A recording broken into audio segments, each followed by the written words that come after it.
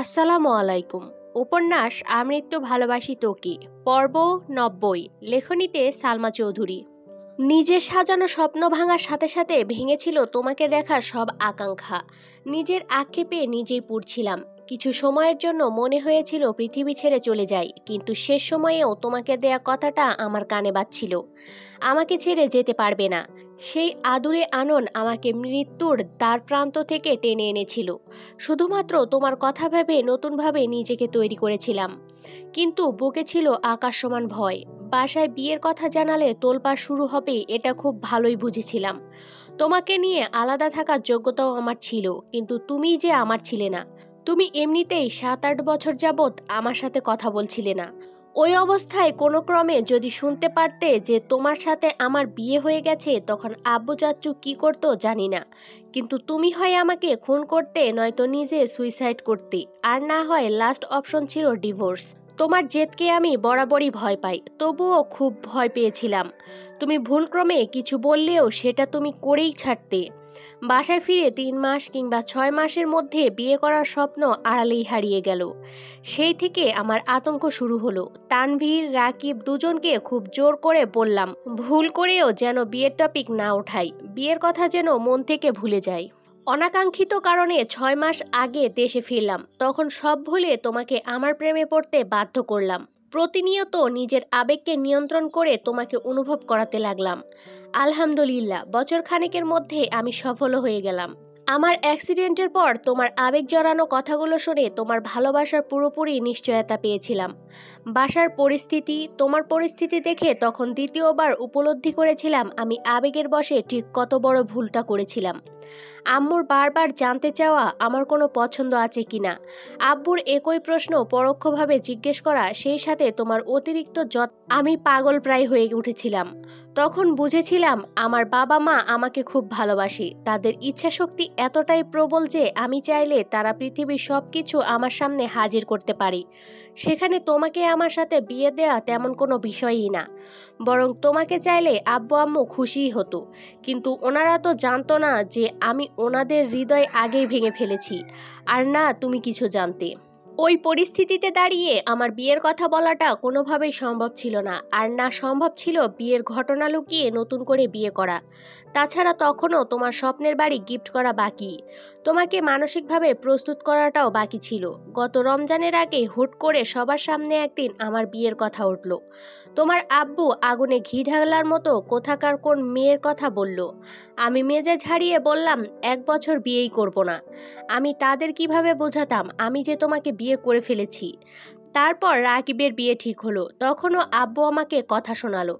এমনকি আমার নিজেরও খারাপ লাগছিল, কারণ আমি যখন থেকে তোমাকে ভালোবাসি তারপর থেকে বলছিলাম আমি যেভাবেই হোক রাকিবের আগে বিয়ে করব। বিয়ে করেও ছিলাম, কিন্তু কাউকে বলতে পারছিলাম না। আবেগ আর কষ্টগুলো নিজের ভেতর চাপিয়ে রাখতে রাখতে আর পারছিলাম না। রাকিবের গায়ে হলুদের রাতে ফুপ্পিকে জড়িয়ে ধরে কাঁদতে কাঁদতে শুধু একটা কথাই বলছিলাম, আমি ভুল করেছি, খুব বড় ভুল করেছি। সেই ভুলের শাস্তিস্বরূপ মেঘকে আমার থেকে কেড়ে নিও না। আমি মেঘকে ছাড়া বাঁচতে পারবো না। ফুপ্পি নিরুপায় ছিল আমার কান্না দেখে, তবুও কয়েকবার আব্বুকে বলার চেষ্টা করেছে, কিন্তু সাহস করে বলে উঠতে পারেনি। তারপর শুরু হলো তোমার আব্বুর ছেলে দেখা। বাধ্য হয়ে বাসায় রাগারাগি করলাম। তোমার বাসার কাজ শেষ করতে প্রজেক্টের দায়িত্ব নিয়ে দেশের বাইরে গেলাম।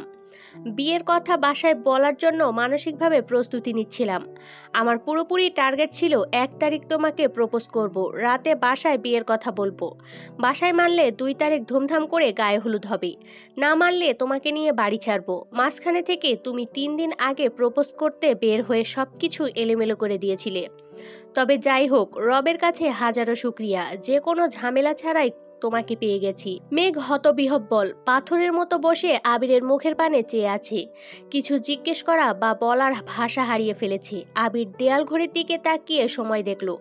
মেঘের হাত থেকে কাগজ নিতে নিতে মেঘের মসৃণ গালে চুমু খেয়ে হঠাৎই পুরো কণ্ঠে বলে উঠল, বউ, আমি তোমাকে ৫ মিনিট দিচ্ছি। এর মধ্যে টাসকি খাওয়া মুড থেকে বেরিয়ে রোমান্টিক মুডে আসো। আমার বুকের ভেতর প্রেম ভালোবাসা ফুটন্ত গরম পানির মতো টকবক করতেছে।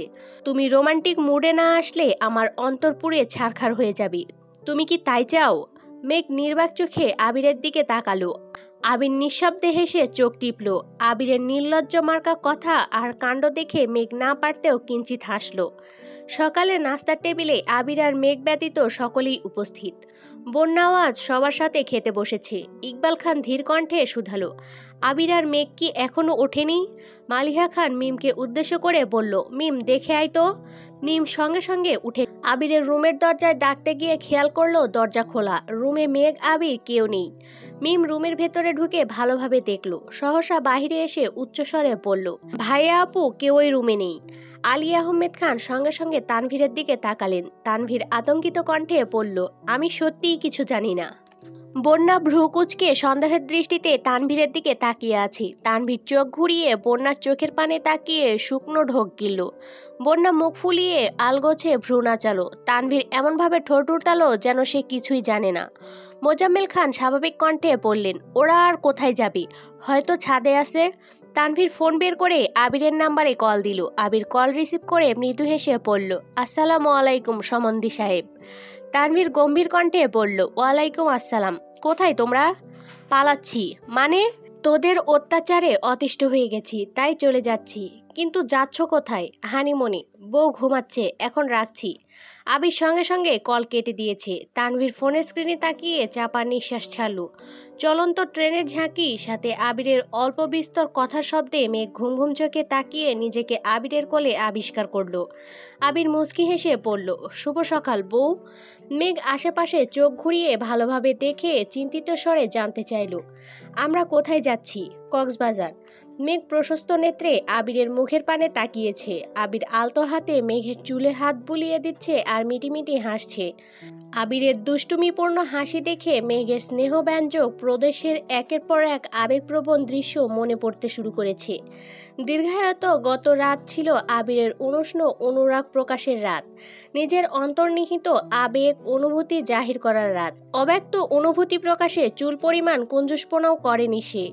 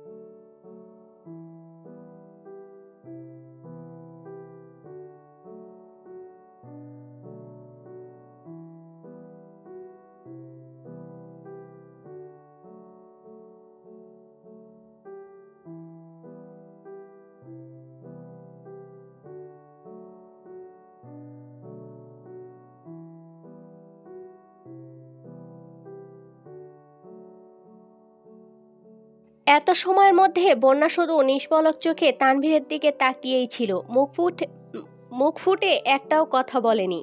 বন্যার বোন সকাল থেকে বারবার কল দিচ্ছে। বন্যা খাওয়া দাওয়া শেষ করেই ব্যাগ গোছাতে শুরু করেছে। গত 2-3 দিন যাবৎ তানভীর বন্যার সাথে আলাদাভাবে কথা বলতে ছটফট করছে, কিন্তু মিম আর আরিনের জন্য সুযোগই পাচ্ছে না। তানভীর ঘুরে ফিরে মিমের রুমের সামনে দাঁড়িয়েছে। আরিন সহসা ভ্রু নাচিয়ে মৃদুস্বরে বলল, কি ব্যাপার, এখানে কি চাই? তানভীর স্বাভাবিক কণ্ঠে বলল, বন্যার সাথে আমার একটু কথা আছে। কি কথা, আমাদের বলো। তানভীর আইরিনের মাথায় গাঁটটা দিয়ে গুরুগম্ভীর কণ্ঠে বলল, 3 দিন যাবৎ তোদেরকেই বলতেছি, সামনে থেকে সর এখন। আইরিন ঠোঁট বেঁকিয়ে বিড়বিড় করে বলল, এত অধিকার দেখাচ্ছ কেন? তুমিও কি গোপনে বিয়ে করে ফেলছো নাকি? তানভীর মৃদু হেসে বলল, ভাবছি। তানভীর রুমে ঢুকতেই বন্যা আর চোখে তাকালো। তানভীর মলিন হেসে বলল, তোমার সাথে কিছু কথা আছে। বন্যা গম্ভীর কণ্ঠে জানালো, বাসা থেকে কল দিচ্ছে, আমাকে যেতে হবে। সে না হয় দিয়ে আসলাম, কিন্তু তোমার সাথে কথাগুলো বলা প্রয়োজন। বন্যা ক্রোধিত কণ্ঠে বলল, আপনার সাথে কথা বলার মন মানসিকতা আমার নেই। তানভীর আশেপাশে নজর বুলিয়ে বন্যার দিকে সূক্ষ্ম নেত্রে তাকিয়ে বিলম্বিত কণ্ঠে জানতে চাইল, আমি কি করেছি? বন্যা নিজেকে সামলে নিয়ে ধীরগতিতে বলল, আপনি কিছু করেননি, আমারই কথা বলতে ইচ্ছা করছে না। তানভীর মনে মনে বিড়বিড় করল, শখের নারীর শখের থেকেও রাগের মূল্য 3 গুণ বেশি। তানভীর কিছু বলছে না দেখে বন্যা তীর্যকভাবে তাকালো। বন্যার কুপিত দৃষ্টি দেখে তানভীর ঢোক গিলে সহসা হাসার চেষ্টা করল। বন্যা নজর সরিয়ে ব্যাগ গোছাতে মনোযোগ দিল। তানভীর মৃদু হেসে মোলায়েম কণ্ঠে জিজ্ঞেস করল, আমাদের বাসায় থাকতে কোনো সমস্যা হয়নি তো? বন্যা মুখ ফুলিয়ে ভারী নিঃশ্বাস ছাড়ল। মিম রুমে এসে ধপ করে বিছানার ওপর বসে শক্ত কণ্ঠে বলল, আমার খুব সমস্যা হচ্ছে, কারণ বড় আপু তোমাকে ডাকছেন আর তুমি সেদিকে মনোযোগ না দিয়ে এখানে দাঁড়িয়ে আছো। তানভীর চমকে উঠে পড়ল, সর্বনাশ। সর্বনাশ এখনো হয়নি, কিন্তু তোমাকে এই রুমে পেলে নির্ঘাত কিছু একটা হবে। তানভীর চটজলটি দ্রুত পায়ের দরজা পর্যন্ত গিয়ে আবারও থামল। বন্যার দিকে না তাকিয়ে স্বাভাবিক কণ্ঠে ফের বলল, তুমি রেডি হয়ে আসো, আমি নিচে অপেক্ষা করছি। বন্যা গম্ভীর গলায় জানালো, আমি একাই যেতে পারবো। তানভীর সে কথা শুনেও না শোনার মতো চলে গেছে। নিচে নামতেই আলী আহমেদ খান জানতে চাইলেন, তুমি কি এখন ফ্রি আছো? কোনো কাজ ছিল? আবির রাতে বলেছিল বিয়ের খরচের ব্যাপারে বাকি কথা যেন তোমার সাথে বলি। তখন তো আর জানতাম না যে তোমার ভাই এভাবে বাড়ি ছেড়ে চলে যাবে। সে যাই হোক, আবির যেহেতু বলে গেছে তাই তোমাকে বিস্তারিত জানানো উচিত। তানভীর হালকা করে কেশে শীতল কণ্ঠে বলল, শুনলাম বনুর ফ্রেন্ড বাসায় চলে যাবে, আমি কি তাকে বাসা পর্যন্ত দিয়ে আসবো? আকলিমা খান চাপা স্বরে জিজ্ঞেস করলেন, বন্যা কি এখনই চলে যাবে? তাই তো শুনলাম।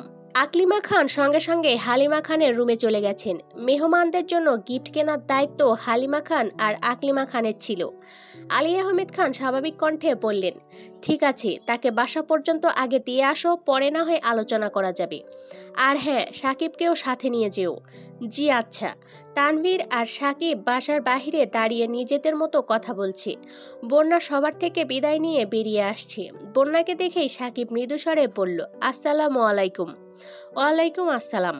সাকিব ঠোঁটে হাসি রেখে প্রশ্ন করল, আপনি কি আমাকে চেনেন? বন্যা আস্তে করে বলল, জি, আপনি আবির ভাই আর মামাতো ভাই। আমার কিন্তু আরও একটা পরিচয় আছে। বন্যা ভ্রু কুঁচকে জানতে চাইল, কি? তানভীরের বন্ধু। ওহ। সাকিব তানভীরের দিকে তাকিয়ে উদাসীন কণ্ঠে জানতে চাইল, এটা কি হলো? তানভীর সহসা ঠোঁট উল্টালো। তানভীর বড় করে নিঃশ্বাস ছেড়ে মৃদুস্বরে বলতে শুরু করলো, দেখুন, আমি ঘুরিয়ে পেঁচিয়ে কথা বলতে একদম পছন্দ করি না। আমার স্পেশাল বন্ধুর স্পেশাল মানুষ হিসেবে আপনাকে আমার খুব ভালো লেগেছে। আমার বন্ধুর মন খারাপের কারণ না হয়ে আপনি বরং তার সুখ পাখি হয়ে। তানভীর আচমকা সাকিবের মুখ চেপে ধরে বিড়বিড় করে বলল, তোকে এত কথা বলতে বলেছি? সাকিব তানভীরের হাত টেনে আহ্লাদি কণ্ঠে বলল, ভাবি, আমাকে বাঁচান। বন্যার হিমশীতল চাহনি দেখে তানভীর সাকিবকে ছেড়ে দিয়েছে। বন্যা কিছু না বলেই চলে যাচ্ছে। তানভীর দ্রুত এগিয়ে গিয়ে গম্ভীর কণ্ঠে জিজ্ঞেস করল, কোথায় যাচ্ছ? বাসায়। কেন? বন্যা আর চোখে তাকিয়ে প্রশ্ন করল, মানে? ওহ সরি, বলছিলাম তুমি আমার সাথে না গিয়ে একা কেন যাচ্ছ? আমার বাসা আমি চিনি, আমি একাই যেতে পারবো, ধন্যবাদ। তানভীর মনে মনে বিড়বিড় করতে করতে গাড়ি নিয়ে আসছে। তানভীরের পাশের সিটে রাকিব বসা। বন্যার কাছাকাছি এসে গুরুগম্ভীর কণ্ঠে বলল, গাড়িতে বসো। তানভীরের কৃষ রক্তিম চোখ দেখে বন্যা না করতে গিয়েও কিছু বলতে পারল না। মাথা নিচু করে গাড়িতে উঠে বসলো। সাকিব যেতে যেতে গুনগুন করে গান গাইছে, কিন্তু তানভীর আর বন্যা একদম নিশ্চুপ। অর্ধেক পথ যাওয়ার পর তানভীর আকস্মাৎ ব্রেক কষল। সাকিবের দিকে তাকিয়ে চোখে ইশারা দিল। সাকিব কপাল কুঁচকে বলে বসলো, চোখে ইশারা দিচ্ছিস কেন? যা বলার মুখে বল। তানভীর ভারী কণ্ঠে বলল, গাড়ি থেকে নামতে বলছি। গাড়ি থেকে নামবো কেন? তোরা কি কথা বলবি বল, আমি না হয় কানে আঙ্গুল দিয়ে রাখছি। যাবি? যাচ্ছি। তুই যে আমাকে মাঝ রাস্তায় ফেলে দিচ্ছিস, এটা বাসায় গিয়ে ফুপ্পি আর ফুপাকে বলবো, সাথে তোর আব্বুকেও বলবো। যা ইচ্ছে বলিস। সাকিব নামতেই তানভীর আবারও গাড়ি স্টার্ট দিল। বন্যা মনোযোগ দিয়ে ফোন চাপছে, তানভীরের দিকে একবারের জন্য তাকাচ্ছে না। বন্যাদের বাসার গলিতে না ঢুকে তানভীর অন্য রাস্তায় গাড়ি নিয়ে যাচ্ছে দেখে বন্যা শক্ত কণ্ঠে বলল, এদিকে কোথায় যাচ্ছেন? তোমার সাথে আমার কিছু কথা আছে। আমার এখন কোনো কথা শোনার ইচ্ছে নেই। আমাকে বাসা পর্যন্ত পৌঁছে দেন প্লিজ। না হয় এখানেই নামিয়ে দেন, আমি একা চলে যেতে পারবো। তুমি বাসায় গেলে আমার ফোন আর রিসিভ করবে না, তাই এখনই শুনতে হবে। তানভীর গম্ভীর মুখ করে গাড়ি চালাচ্ছে। অনেকটা পথ যাওয়ার পর কিছুটা নির্জন রাস্তায় গাড়ি থামালো। গাড়ি থেকে নেমে বন্যাকে উদ্দেশ্য করে বলল, নেমে আসো। বন্যা গাড়ি থেকে নেমে চিবুক নামিয়ে দাঁড়িয়ে আছে। তানভীর শান্ত কণ্ঠে বলতে শুরু করলো, আমি জানি তুমি আমার ওপর রেগে আছো, তবুও বলছি মাথা ঠান্ডা করে আমার কথাগুলো একটু শোনো। মন আর মোহনার সম্পর্ক অনেক গভীর। মনের আকস্মিক পরিবর্তন একটা মানুষকে মানসিক আর শারীরিক দুদিকেই অকেজো করে দিতে সক্ষম। প্রতিনিয়ত রং বদলানোর এই পৃথিবীতে আহত মন নিয়ে বেঁচে থাকা বড্ড দায়। তবুও আমাদের নতুন করে স্বপ্ন দেখতে হয়, মনের ভেতর বেঁচে থাকার নতুন উদ্যম জাগাতে হয়, কারণ আমরা কোনো না কোনোভাবে কারো না কারো কাছে না চাইতেই বন্দী হয়ে যাই। ভাইয়াকে আমি কেবল একবার মুখ ফসকে মজা করে বলেছিলাম, তোমার বনুর প্রতি এখন যতটা আবেগ আছে সেটা যদি পরবর্তীতে না থাকে, তখন যদি তোমার মনে হয় বনু শুধু তোমার অবুঝ মনের বিবশ বাসনা ছিল। আমার ছেলে মানুষের কথাগুলো ভাইয়ার কাছে এতটা গুরুত্বপূর্ণ হয়ে যাবে আমি কোনোদিন কল্পনাও করতে পারিনি। এত রিকোয়েস্ট করেও ভাইয়াকে থামাতে পারিনি। ওই পরিস্থিতিতে আমি না পারছিলাম বাসায় কিছু জানাতে, আর না পারছিলাম ভাইয়াকে আটকাতে। বাধ্য হয়ে চুপচাপ সব কিছু মেনে নিয়েছিলাম। সেই ঘটনার পর থেকে আমার মাথায় সর্বক্ষণ একটা অজ্ঞাত দুশ্চিন্তা ঘুরপাক খেত। তবে ভাইয়া বরাবরই নিজের জায়গায় অক্লিষ্ট ছিল। প্রথম দিকে বনুর ব্যাপারে আমার সাথে কথা বলতে ইতস্ততা বোধ করলেও বিয়ের পর ভাইয়া সম্পূর্ণ বদলে গিয়েছিল। আমি এমন একটা মানুষ যে ভাইয়ার পাগলামির চরম মাত্রা যেমন দেখেছি, তেমন ভাইয়ার অবাধ ধৈর্যের অন্তও দেখেছি।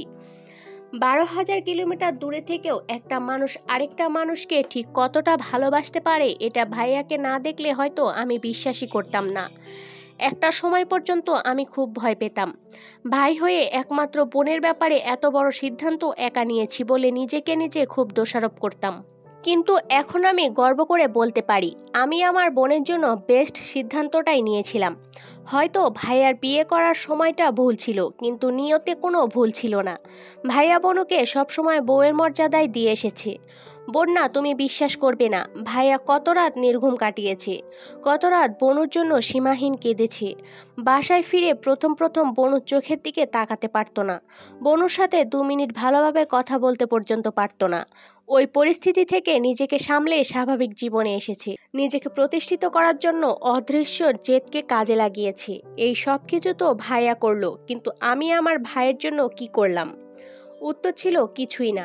তাই সিদ্ধান্ত নিয়েছিলাম আব্বু আর বড় আব্বু দুজনকে যা বলার আমিই বলবো। রাকিব ভাইয়াকে জানানোর পর রাকিব ভাইয়া বলেছেন ওনারাও আমার সাথে থাকবেন। গেলাম বড় আব্বুর অফিসে, কিন্তু ভাগ্যক্রমে শুধু বড় আব্বুকেই পেয়েছিলাম। সাহসের অভাবে প্রথম দিকে বিয়ের বিষয়টা মুখ পর্যন্ত এনেও বলতে পারছিলাম না। বড় আব্বু বোধহয় সব কিছু আন্দাজ করতে পেরেছিলেন, তাই রাকিব ভাইয়াদের পাঠিয়ে আমার সাথে আলাদাভাবে কথা শুরু করেছিলেন। খুব সহজে কৌশলে আমার থেকে সব কিছু জেনেও নিয়েছিলেন। আমিও সেদিন কোনো কিছু বলতে দ্বিধাবোধ করিনি। আমি যা করেছি আমার ভাইয়ের জন্য করেছি, আমার বোনের জন্য করেছি, কারণ আমি বরাবরই তাদের মুখে নিখাদ হাসিটা দেখতে চেয়েছি। এই সব কিছু শোনার পর তোমার যদি মনে হয় আমি ভুল করেছি, তাহলে তোমার যা ইচ্ছে বলতে পারো, আমি কিছুই বলবো না। বন্যা রাশভারী কণ্ঠে বলল, আপনি মেঘের ভাই, আর আমি জানি আপনি খুব দায়িত্বশীল একজন মানুষ। আপনি যা করেছেন তা বুঝেই করেছেন, তাই এ ব্যাপারে আমার কিছুই বলার নেই। তাহলে তুমি রেগে আছো কেন? এমনি এমনি এমনি বলে কতদিন কত কথা কাটাবি? কি হয়েছে বলো। আমার কিছু হয়নি, আমি বাসায় যাব। তানভীর আচমকা বন্যার মুখোমুখি দাঁড়ালো। বন্যার নামানো চিবুক উঠিয়ে গুরুগম্ভীর কণ্ঠে বলে উঠল, তোমার কিছু না হলেও আমার মনে প্রতিনিয়ত তেজস্বীর ঝড় বইছে। অস্ফুট আবেগ নিয়ন্ত্রণ করতে করতে আমি ভয়াবহ অপ্রসন্নতায় জড়িয়ে গেছি। শত শত নব্য স্বপ্নের ভিড়ে আমার অনুভূতিগুলোকে অবাঞ্ছিতের ন্যায় পড়ে থাকতে দেখতে আর পারছি না। সবার কাছে পরিত্যক্ত হলেও আমার আবেগ আমার নিকট অত্যন্ত অভিনিষ্ট। অনেক সহ্য করেছি, আর সম্ভব হচ্ছে না। বন্যা আমি বন্যা অতর্কিতে কয়েক পা পিছিয়ে গেল। তানভীরের কথার মাঝখানে তেজি কণ্ঠে বলে উঠল, জীবন যতটা সহজ, বাস্তবতা ঠিক ততটাই কঠিন। আবেগের তাড়নায় নেওয়া সিদ্ধান্তগুলো অগভীর মানুষের মতোই ক্ষণস্থায়ী। হৃদয়ের অপাবৃত্ত আত্মতা কিংবা একরাশ মুগ্ধতা চাই না আমি। মুখোশধারী মানুষদের ভিড়ে নিজের অস্তিত্বকে হারাতেও চাই না।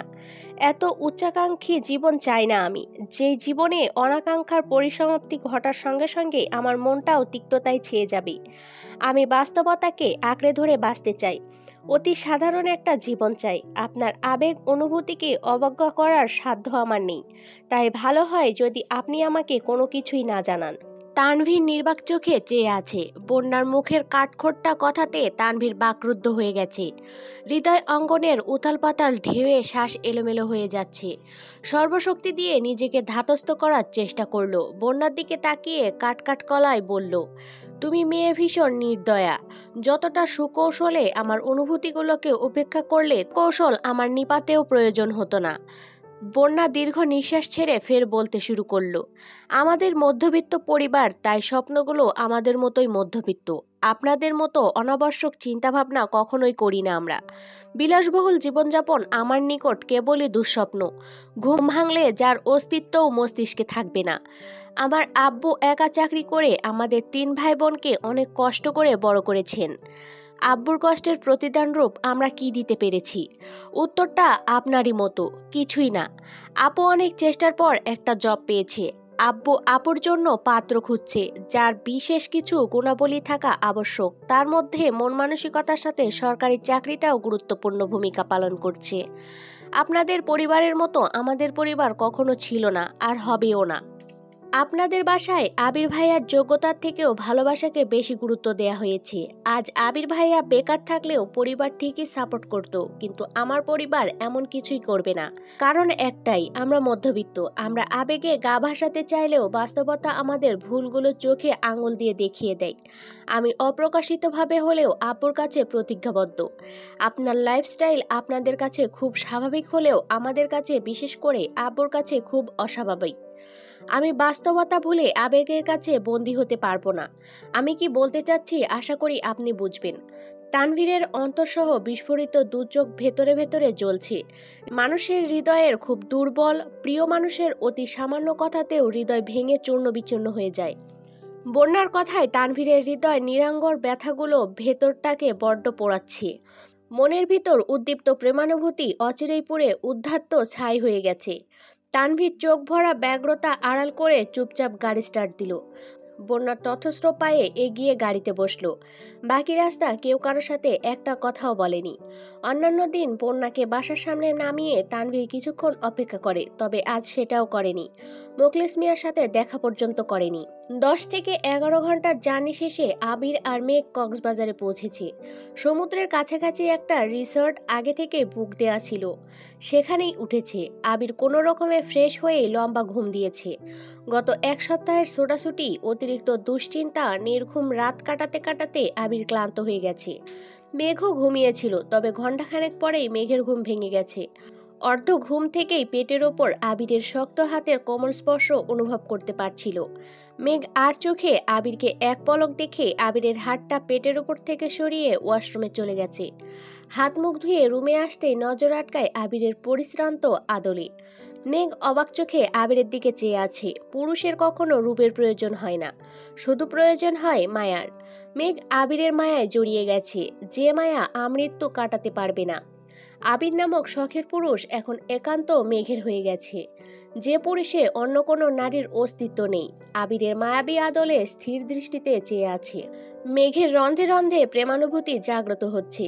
শেষ বিকেলের অনুজ্জ্বল আলোতে আবিরের মায়াময় আদল দেখে মেঘ নতুন করে আবিরের প্রেমে পড়ছে। সমুদ্রের গর্জন কানে বাজতেই মেঘ গুটি গুটি পায়ে বারান্দায় গেল। রিসর্টটা খুব বেশি দূরে না হওয়ায় সমুদ্রের উত্তাল ঢেউগুলো স্পষ্ট দেখা যাচ্ছে। মেঘ জীবনে প্রথমবারের মতো কক্সবাজার এসেছে। বাসায় অনেকবার বলেও কখনোই সেভাবে কাউকে রাজি করাতে পারেনি। মেঘ কিছুক্ষণ সমুদ্রের ঢেউ আর গর্জন শুনে পুনরায় রুমে আসছে। আবির তখনও গভীর ঘুমে নিমগ্ন।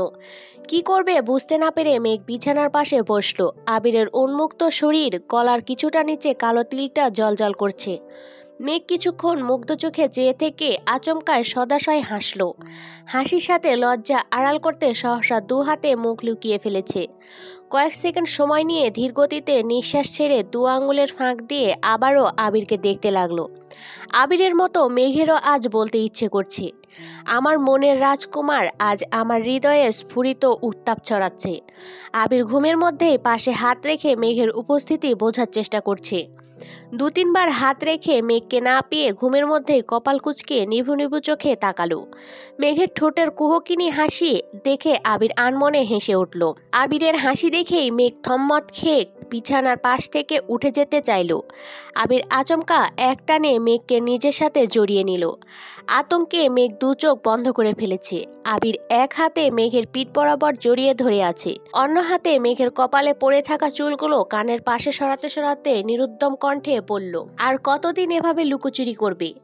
এখন তো আমি তোমার পার্মানেন্ট সম্পত্তি হয়ে গেছি। আবির ভ্রু নাচাতেই মেঘ লজ্জায় আবিরের প্রশস্ত বুকে মুখ লুকালো।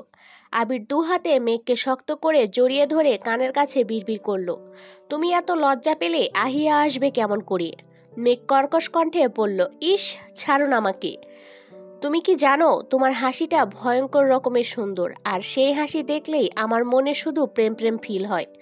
গত 2টা বছর বিয়ে করা বউয়ের কাছ থেকে কিভাবে নিজেকে দূরে রেখেছি এটা যদি তুমি বুঝতে, তাহলে 1 সেকেন্ডের জন্য আমার থেকে দূরে যেতে চাইতে না। মেঘ আবিরের বুক থেকে ওঠার চেষ্টা করছে কিন্তু পারছে না।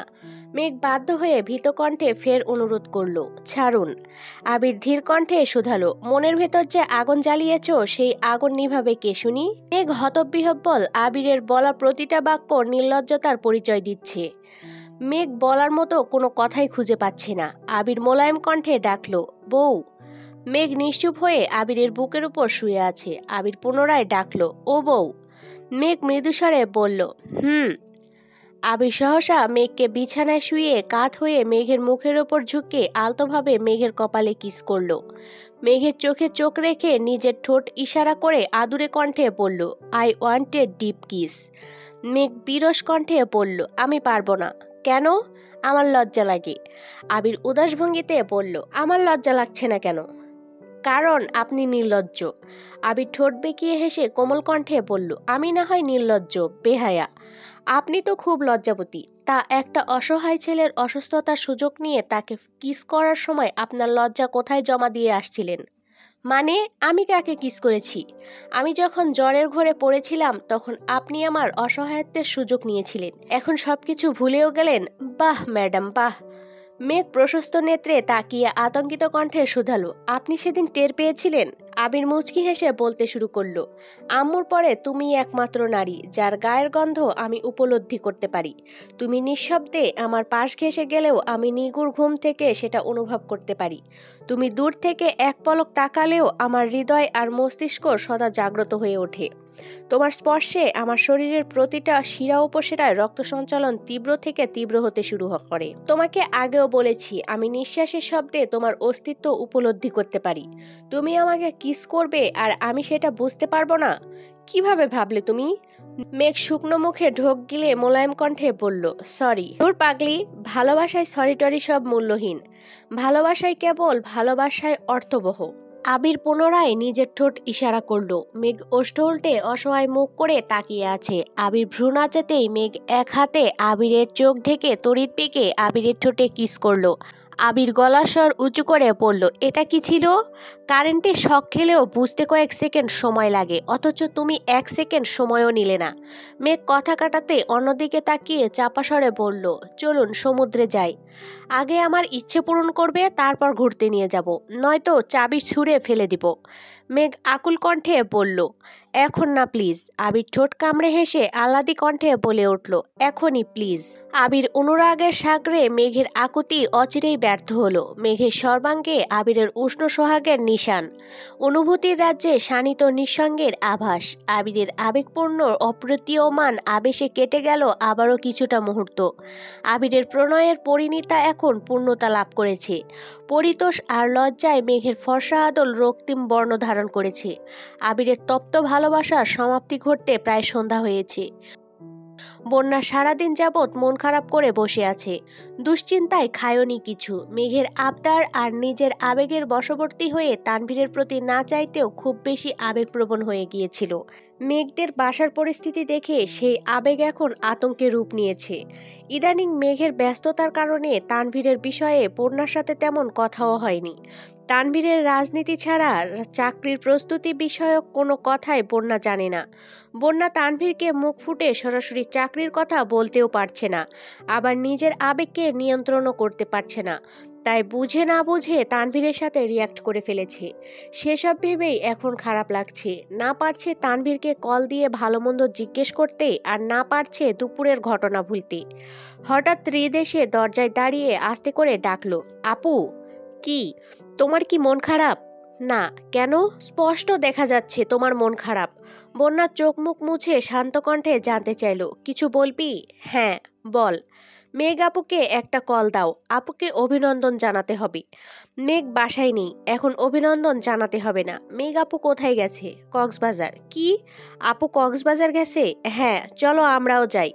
বন্যা রাগী স্বরে বলল, যা এখান থেকে। প্লিজ আপু, চলো না কক্সবাজার যাই, আমার খুব ইচ্ছে। বন্যা ধমক দিতে যাবে তার আগেই হৃদ উত্তেজিত কণ্ঠে বলে উঠল, আমি আপুকে রাজি করাতে যাচ্ছি, আমরা সবাই মিলে কক্সবাজার যাব। হৃদ এক ছুটে নিচে চলে গেছে। বন্যা নীরবে নিঃশ্বাস ছেড়ে চোখ বন্ধ করে শুয়ে পড়েছে। খানবাড়ির পরিবেশ বেশ নিস্তব্ধ। আত্মীয় স্বজনরা মোটামুটি সবাই চলে গেছেন। আইরিন, ফুপ্পি আর মালা শুধু আছে। সাকিব বিকেলের দিকে তানভীরের সাথে কথাবার্তা বলে বাড়ির উদ্দেশ্যে রওনা দিয়েছে। মাইশা আপুর ডেলিভারির সময় ঘনিয়ে আসছে। মালার আম্মু মাইশা আপুর বাসায়। মালাকেও সাথে নিতে চেয়েছিল, কিন্তু মালা জোরপূর্বক মেঘদের বাসায় রয়ে গেছে। বলেছে ডেলিভারির আগে আগে চলে যাবে। মালা সোফায় বসে মালিহা খানের সাথে গল্প করছে। মালিহা খান হঠাৎই শান্ত কণ্ঠে জিজ্ঞেস করলেন, তোর বিয়ের বয়স তো হয়েই গেছে, বিয়ে করতে রাজি হচ্ছিস না কেন? এখন বিয়ের কোনো চিন্তাভাবনা নেই ফুপ্পি? কাউকে পছন্দ করিস? মালা উদাস দৃষ্টিতে মালিহা খানের দিকে তাকিয়ে মনে মনে আওড়ালো, এই সামান্য কথাটা কি এতগুলো দিনের মধ্যে একবারের জন্য জিজ্ঞেস করা যেত না? মালিহা খান ফের বললেন, কি হলো? মালা মলিন হেসে উত্তর দিল, এখন বলে আর কোনো লাভ নেই। মালিহা খান গম্ভীর কণ্ঠে বলে উঠলেন, আবিরের কাহিনী তো শুনলি, ও যদি এত যন্ত্রণা মাথায় না নিয়ে সরাসরি বলে দিত তাহলে ঘটনা এতদূর পর্যন্ত আসতোই না। অবশ্য আবিরকেও এত দোষ দেয়া যায় না। এই বাড়িতে থেকে এত বছরে আমি কোনো অধিকার দেখাতে পারিনি, সেখানে আবির তো ছোট থেকেই দূরে ছিল। সেসব বাদ দে, তোর তো এমন কোনো সমস্যা নেই, পছন্দ থাকলে বল, আমি তোর আব্বুর সাথে কথা বলে নিব। তোমার ছেলের মতো আমার এমন কেউ নেই, বাদ দেও এসব কথা। এমন সময় তানভীর বাসায় আসছে, চোখে মুখে বিষণ্ণতা। তানভীরের নিষ্প্রভ চেহারা দেখে মালিহা খান উদ্বিগ্ন কণ্ঠে জিজ্ঞেস করলেন, কি হয়েছে তোর? কিছু হয়নি বড় আম্মু। চোখ মুখ এত শুকনো শুকনো লাগছে কেন? তানভীর মলিন হেসে বলল, কই না তো। মালিহা খান ধীর কণ্ঠে বললেন, আবির আর মেঘের সাথে কিছুক্ষণ আগেই কথা বললাম, ওরা বারবার তোর কথা জিজ্ঞেস করছিল, তুই নাকি আবিরের কল রিসিভ করছিস না। কি হয়েছে বাবা? তানভীর স্বাভাবিক কণ্ঠে জানতে চাইল, ওরা ঠিক আছে? আলহামদুলিল্লাহ ভালো আছে। ঠিক আছে।